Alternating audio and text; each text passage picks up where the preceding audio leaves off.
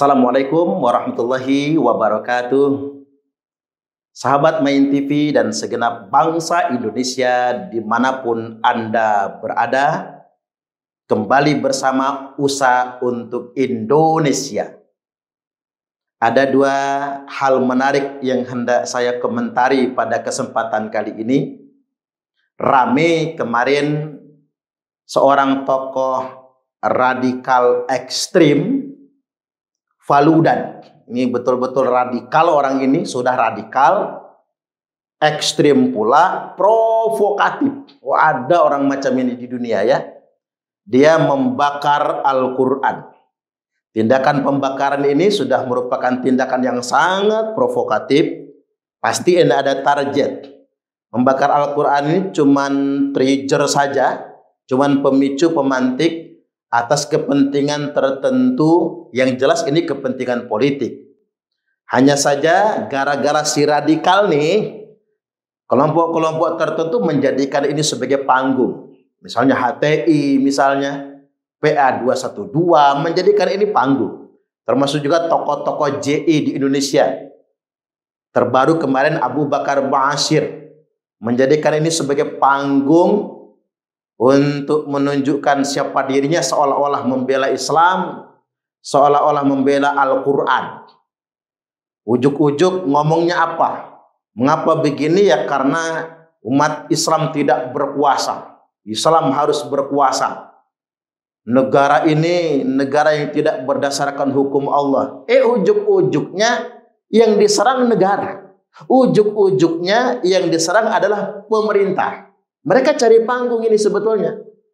Nah, kemudian terbaru juga ada kejadian serangan bom bunuh diri di sebuah masjid di Pakistan yang korbannya sangat banyak. Orang sedang sholat di masjid, sedang menyembah Allah. Kemudian ada orang yang melakukan serangan bom bunuh diri. Ini menunjukkan betapa kejamnya terorisme itu. Betapa kejamnya radikalisme yang berbalut agama. Yang berjubahkan agama. Orang bisa menghalalkan darah orang lain atas nama agama. Orang bisa memberontak negaranya sendiri. Anti kepada pemerintahnya sendiri atas nama agama. Menarik bagi saya untuk mengomentari ini. Baik dari ABB yang cari panggung sampai kejadian di Pakistan, apa hikmah yang hendak disampaikan? Hikmah yang hendak saya sampaikan pada kesempatan kali ini, betapa memang ideologi radikal ini sangat berbahaya sekali. Kalau dulu Nabi dan para sahabat radhiyallahu anhum ajma'in menyebutkan mereka ini khawarij. Kalau kita menyebutnya sekarang ini radikalis teroris, ini sebutan kita sekarang. Saya hendak mengidentifikasikan berdasarkan hadis-hadis yang telah disampaikan oleh Nabi SAW dan ashabu sahabat, apa sih karakteristik dari kelompok ini? Nah, anak muda Indonesia, sahabat Main TV harus tahu. Ini akan menjadi cermin bagi kita semua sebagai bahan kewaspadaan. Kalau nih kita diajak masuk kelompok ini, kalau itu sudah ada antisipasinya bagi kita semua. Atau menjadi cermin, kalau ternyata kita sudah demikian. Oh, ternyata ketika mendengarkan penjelasan ini, tanda itu ada pada Anda, ya siap-siap saja. Berarti Anda masuk dalam kategori khawarij yang telah disampaikan oleh Nabi SAW. Nah, ciri mereka yang pertama, kelompok khawarij ini yang menganut ideologi radikal ekstrim ini, hati mereka keras bagaikan baja. Dalam athar dari Imam Ali karamallahu wajhah disebutkan, qulubuhum kadzuburil hadid. Saya ulangi, qulubuhum kadzuburil hadid. Hati mereka keras bagaikan baja. Keras betul. Bahasa orang sekarang apa? Kerangnya bukan main. Gak bisa diingatkan. Tidak mau mendengar nasihat dari orang lain. Dia merasa paling benar. Dia merasa paling suci dan hatinya keras bagaikan baja. Cobalah lihat. Kelompok-kelompok yang menganut paham seperti itu keras bukan main. Mereka tidak bisa diingatkan. Nah, perkataan Imam Ali ini terkait dengan kelompok pengusung bendera hitam. Nanti akan ada kelompok bendera hitam palsu, di mana kelompok bendera hitam palsu ini berhati keras bagikan baja. Coba lihat, orang-orang yang pakai bendera hitam itu, Taliban keras, ISIS keras, Al-Qaeda keras, Jamaah Islamiyah keras, termasuk ISIS keras, termasuk HTI keras, bukan main.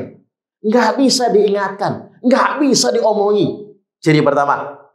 Ciri yang kedua, mereka memerangi dan menghalalkan darah orang lain yang beda paham dengan mereka, beda harokah dengan mereka, beda pergerakan, beda manhaj, beda metode dengan mereka. Baik yang muslim maupun non-muslim. Untuk kategori orang muslim, sampai-sampai disebutkan oleh Nabi, kebiasaan mereka wa yaqtuluna ahlal Islam. Mereka memerangi sesama orang Islam, menghalalkan darah orang Islam. Ini kebiasaan mereka nih. Apalagi yang non-muslim. Makanya Nabi sudah mengantisipasi sejak jauh-jauh hari.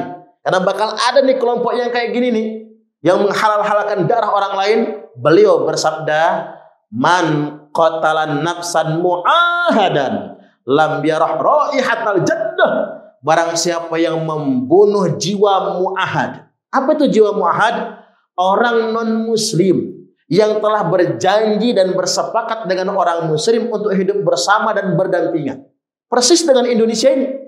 Kita membangun negara kesatuan Republik Indonesia dengan kesepakatan. Beragam agama, beragam suku, kita bersepakat untuk bersama-sama hidup bermasyarakat, berbangsa, dan bernegara dengan agama apapun. Nah, barang siapa yang membunuh saudara non-muslimnya, kata Nabi, lam yarah raihatal jannah, maka dia tidak akan mencium baunya surga. Artinya begini, jangankan surganya, baunya surganya nggak dapat.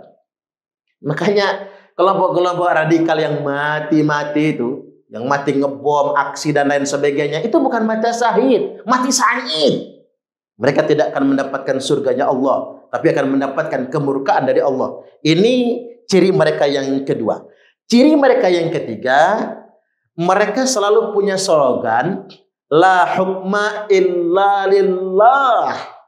Tidak ada hukum selain hukum Allah. Contoh kemarin, Abu Bakar Ba'asyir, masalah Quran dibakar oleh si radikal Faludan, dia teriak-teriak, negara ini tidak pakai hukum Islam, maka kita harus mengganti negara ini dengan negara yang memakai hukum Islam. Loh, apa urusannya?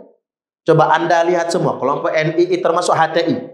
Kemana saja mereka ngomong, pasti bicaranya hukum Islam, syariah, ngomongnya khilafah. Jadi menegakkan syariah, menegakkan hukum, menegakkan khilafah sudah tagline mereka. La hukma illa lillah. Itu kata mereka. Dan mereka menganggap orang-orang selain mereka tidak menegakkan hukum Allah. Ini cara-cara basi sebetulnya. Dulu kaum Khawarij menuduh umat Utsman tidak menegakkan hukum Allah. Menuduh Imam Ali karena Imam Ali bermusyawarah dan bermufakat duduk bersama dalam memutuskan sesuatu. Mereka katakan apa? Ali tidak menegakkan hukum Allah. Maka Ali dihalalkan darahnya, yang puncaknya dibunuh pada bulan suci Ramadan. Ini kerjaan mereka. Tagline-nya sama.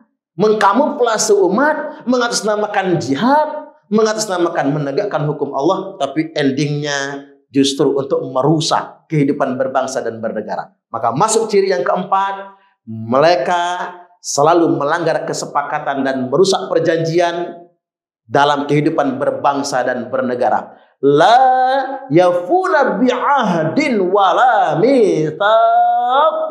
Mereka tidak pernah menepati perjanjian dan tidak pernah menepati kesepakatan bermasyarakat, berbangsa dan bernegara. Coba para pahlawan kita, berbagai suku agama berjuang mengusir penjajah dan bersepakat mendirikan negara kesatuan Republik Indonesia, berdarah-darah memperjuangkan semuanya. Ini sudah jadi kesepakatan kita. Tapi bagi kelompok Khawarij, bagi kelompok radikal ekstrim, kesepakatan ini harus dibubarkan. Maka mereka selalu melanggar kesepakatan. Dan yang kelima, mereka selalu menebarkan ajaran anti pemerintah yang sah. Coba lihat. Kelompok-kelompok semisal HTI saja, di likok-likok mereka, di pengajian mereka, isu apapun yang berkenaan dengan isu sosial, politik, ekonomi, ujung-ujungnya mereka akan menyerang pemerintah dan mereka katakan ingin tegakkan khilafah. Ujung-ujungnya begitu. Selalu membangun gagasan untuk mendelegitimasi pemerintah yang sah. Makanya wajar dong kalau salah satu dosa yang paling besar, mungkin adiknya syirik ini, dosa yang paling besar adiknya dosa syirik adalah dosa mendelegitimasi pemerintah yang sah dan melawan negara. Nabi SAW telah bersabda, man kharaja minas sultan, barang siapa yang keluar dari ketaatan kepada pemerintah yang sah, wa faraqal jamaah, dan memisahkan diri dari negara berdaulat, negara yang telah disepakati, famata, maka dia mati, mata mitatan jahiliyah, maka matinya mati jahiliyah. Man khala'a dan min ta'atin, barang siapa yang melepaskan tangannya dari ketaatan kepada pemerintah yang sah, laqiyallaha yaumal qiyamati la hujjata lahu, dia akan ketemu Allah pada hari kiamat tanpa bisa memberi alasan apapun.